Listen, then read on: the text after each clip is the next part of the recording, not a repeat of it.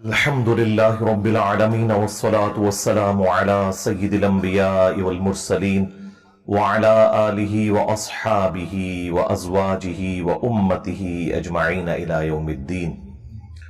الحمدللہ آج 2 جولائی 2023 کو سنڈے کے دن ہمارا یہ پبلک سیشن نمبر 101 منعقد ہونے جا رہا ہے.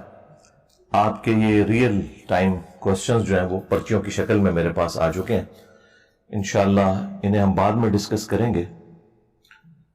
پہلے کرنٹ افیئر کے طور پر اس ویک میں جو سب سے بڑا ایک انٹرنیشنل افیئر وہ سویڈن کے اندر ایک مخبوط الحال شخص نے قرآن حکیم کو آگ لگائی، نعوذ باللہ من ذالک، اعلانیہ.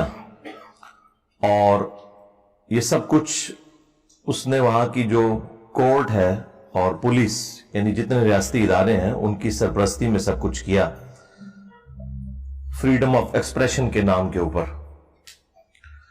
اسی قسم کا ایک واقعہ آلموسٹ 6 مہینے پہلے بھی سویڈن کے اندر ہی ہوا تھا، ترکیے کی ایمبیسی کے باہر، اور اس میں بھی اس قسم کی غلیظ حرکت کی گئی تھی. اس وقت بھی بہت زیادہ پروٹیسٹ ہم نے کیا اور پوری دنیا کے اندر اس حوالے سے احتجاج ہوئے، حکومتی لیول کے اوپر بھی، عوام الناس کے لیول کے اوپر بھی. اس دفعہ بھی کافی سخت رسپانس آیا ہے. سب سے زیادہ اچھا رسپانس تو آیا ہے عراق اور ایران کی طرف سے. عراق والوں تو ان کی ایمبیسی کے اندر داخل ہو گئے، وہاں پہ توڑ پھوڑ نہیں کرنی چاہیے، لیکن بہرحال جو انہوں نے یہ کہا کہ اس کو یہاں سے نکالیں سفیروں کو ان کے، یہ تو سارے مسلمان ملکوں کو کرنا چاہیے. 60 کے قریب مسلمان ملک ہیں. ابھی OIC نے بھی اپنا اجلاس اسپیشل بلایا ہے. میرا خیال ہے اس میں پہلا ڈیسیژن یہی ہونا چاہیے کہ ان کے جو ایمبیسیڈرز ہیں ان کو فارغ کیا جائے. دوسری طرف یورپین یونین جو ہے وہ اعلانیہ یہ بات کر رہی ہے کہ ہمارا اس واقعے کے ساتھ کوئی تعلق نہیں ہے. انہیں اس واقعے کی سنگینی کا اندازہ ہو گیا کہ یہ معاملہ زیادہ بگڑ گیا، اس وجہ سے وہ اسے ایک مذمت کے اعتبار سے ہی اپنی سٹیٹمنٹ جاری کر رہے ہیں. رشیا کی طرف سے بھی سخت مذمت ہوئی ہے، ایران کی طرف سے بھی، ترکیے کی جانب سے بھی، پاکستان کی طرف سے بھی. کل رات کے جتنے ٹی وی چینلز تھے ان پہ پہلی جو خبر تھی 9 بجے کی خبر نامے کے اندر وہ یہی تھی. اور یہ واقعات آلموسٹ 2011 سے زیادہ شروع ہوئے، آلموسٹ 12 سال پہلے، کہ جو گستاخانہ کارٹونز اور فلمز کا سلسلہ شروع ہوا. اس وقت سے مسلسل میں نے مختلف مواقع کے اوپر ویڈیوز ریکارڈ کروائی ہیں.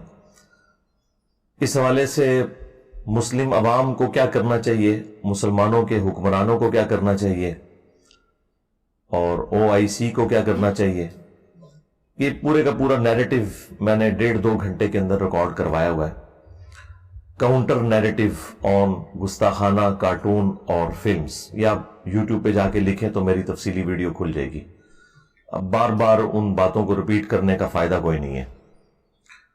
اصل چیز یہ ہے کہ ہم اس قسم کے جتنے واقعات ہیں ان سے میسج کیا لرن کر رہے ہیں. اس کے پیچھے موٹیوز ڈیفرنٹ ہوتے ہیں. ہمیشہ ایسا نہیں ہوتا کہ کوئی اسلام کے ساتھ کسی کو چڑ ہوتی ہے. بعض اوقات ان کی اپنے پولیٹیکل ایشوز بھی ہوتے ہیں. یعنی اس وقت یہ جو کچھ سویڈن کے اندر ہو رہا ہے یہ پولیٹیکل ایک ایشو ہے. سویڈن جو ہے وہ نیٹو میں شمولیت اختیار کرنا چاہتا ہے. آلموسٹ 50 کے قریب ملک اس میں شامل ہیں، اور ان کا رول یہ ہے کہ جب تک سارے کے سارے ملک ایگری نہ کریں اس وقت تک کسی نئے ممبر کو وہ ایکسپٹ نہیں کرتے. تو سوائے ترکیے کے کوئی بھی اس کی مخالفت نہیں کر رہا. صرف ایک ملک ترکیے ہے جو مخالفت کر رہا ہے کہ سویڈن کو نیٹو میں نہیں ہونا چاہیے، اور اس کے پیچھے بھی کوئی اسلام ریزن نہیں ہے. ان کی بھی اپنی ایک پولیٹیکل اختلاف ہے سویڈن کے ساتھ. اسلام اس میں دور دور کہیں موجود نہیں ہے، لیکن چونکہ ترکیے کا ایک آفیشل ایک سمجھ لیں ریلیجن اسلام ہے، تو وہ اسلام خام خواہ بیچ میں ایک تختہ مشق بنا ہوا ہے. وہ ترکیے کو تکلیف دینے کے لیے قرآن پاک کو آگ لگا رہے ہیں، اپنے زوم میں وہ سمجھ رہے ہیں کہ ہم ان کو اس اعتبار سے ٹارچر کر رہے ہیں، لیکن وہ تو پوری دنیا میں آلموسٹ 2 ارب کے قریب مسلمان ہیں، وہ ٹارچر ہو رہے ہیں. بہرحال یہ حکمرانوں کے ملکوں کے اپنے ایشوز ہوتے ہیں بعض اوقات، اور بعض اوقات ظاہر ہے کہ اسلام دشمنی بھی ہے، اور اس میں کوئی اس اعتبار سے کافروں سے کوئی گلہ شکوہ کرنے کی ضرورت نہیں ہے. یہ اللہ تعالیٰ نے شروع سے ہی 2 اسکول آف تھاٹ دنیا میں رکھے ہیں. ایک وہ لوگ ہیں جو رحمان کے ماننے والے ہیں، دوسرے شیطان کے ماننے والے ہیں، اور یہ کشمکش تو انبیاء کرام علیہ السلام کی موجودگی میں بھی جاری رہتی ہے اور قیامت تک جاری رہے گی. اس میں ہم نے یہ دیکھنا ہے کہ ہم اپنی رسپانسبلٹی کیا پوری کر رہے ہیں. یہ بار بار کہنا کہ کافر مسلمانوں کے خلاف سازش کر رہے ہیں، تو کافروں کو سازش ہی کرنی چاہیے. مسلمان اس چیز کا رونا تو نہیں روئیں گے کہ یہ ہمارے خلاف سازش کیوں کر رہے ہیں. وہ ان کا کام ہے، انہوں نے کرنا ہے. آپ کے ذمہ اللہ تعالیٰ نے جو کام کیا ہے وہ آپ نے کرنا ہے، جو معذرت کے ساتھ ہم لوگ نہیں کر رہے. اس وقت پوری دنیا کے اندر جتنے بھی مسلمان روڈز پہ احتجاج کے لیے نکلے ہوئے ہیں، خواہ وہ غلط طریقے سے احتجاج کر رہے ہیں یا صحیح طریقے سے، ان سب مسلمانوں سے میرا سوال ہے، ایک ہی سوال: کیا اس کتاب قرآن کے ساتھ آپ کی محبت جذباتی محبت ہے، جو ایک ہندو کو بھی اپنی کتاب سے ہے، ایک کرسچن کو بھی اپنی کتاب سے ہے، ایک یہودی کو بھی اپنی کتاب سے ہے، ایک سکھ کو بھی اپنی کتاب سے ہے؟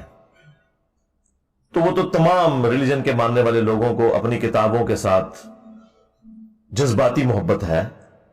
اس کے پیچھے کوئی علمی دلیل نہیں ہوتی سوائے اس کے کہ وہ ایسے خاندان میں پیدا ہوئے ہوتے ہیں کہ جن کا ریلیجن وہ ہوتا ہے. اگر تو یہ والی محبت ہے تو اس طرح کی محبت تو اللہ تعالیٰ کو نہیں چاہیے. اور اگر آپ کی واقعی اس کتاب کے ساتھ علمی محبت ہے، آپ نے پورے ہوش و حواس کے ساتھ اس کو ورڈ آف گاڈ مانتے ہوئے، اللہ کا کلام مانتے ہوئے ایکسپٹ کیا ہے، اور محمد رسول اللہ صلی اللہ علیہ وآلہ وسلم کو خاتم النبیین مانا ہے، تو پھر آپ کی عقیدت اس دین کے ساتھ، اس کتاب کے ساتھ، وہ جذباتی نہیں بلکہ علمی ہونی چاہیے. جذباتی محبت تو پھر بھی ختم ہو جاتی ہے. علمی محبت جو آپ نے پورے وثوق کے ساتھ، دلائل کے ساتھ حاصل کی ہوتی ہے نا، وہ کبھی بھی ختم نہیں ہوتی. تو میرا تو اپنا پوائنٹ آف ویو یہ ہے کہ مسلمانوں کی اکثریت 99.99% لوگ قرآن حکیم کے ساتھ صرف جذباتی محبت رکھتے ہیں، علمی محبت نہیں رکھتے. اب آپ پوچھیں گے کہ اتنی بڑی سٹیٹمنٹ کے پیچھے دلیل کیا ہے؟ تو صرف ایک دلیل، اور وہ یہ ہے کہ کتنے مسلمان ہیں جنہوں نے قرآن کو اپنی نیٹو لینگویج میں ترجمے کے ساتھ پڑھا ہے، یہ جاننے کے لیے کہ میرا رب مجھ سے کیا چاہتا ہے. اگر تو یہ علمی محبت ہوتی تو یہ کام کر لیا جاتا. آپ کا کوئی دوست بھی فورن ملک سے اپنی لینگویج کے اندر خط لکھے تو آپ 50 بندے ڈھونڈیں گے جو آپ کو ترجمہ کر کے یہ بتائیں کہ وہ آپ سے کیا کہنا چاہ رہا ہے. کتنے ڈالر تو نہیں بھیج دیتے؟ ہاں، یہ بھی ہو سکتا نا کہ ہو سکتا ہے ریمیڈنس میرے لیے بھجوائیں اور مجھے پتہ نہ چل رہا ہو. لیکن قرآن وہ مظلوم کتاب ہے کہ جو دنیا میں سب سے زیادہ پڑھی جاتی ہے، لیکن اس کا تاریخ پہلو یہ ہے کہ دنیا میں سب سے زیادہ بغیر سمجھ کے پڑھی جانے والی کتاب اگر کوئی ہے نا تو وہ یہ کتاب ہے. سب سے زیادہ بغیر سمجھ کے. اس وقت بمشکل 15 سے 20% مسلمان ہیں جو بائی برتھ عربی ہیں، باقی تو 85% کے قریب مسلمان جو ہیں وہ اجمی ہیں.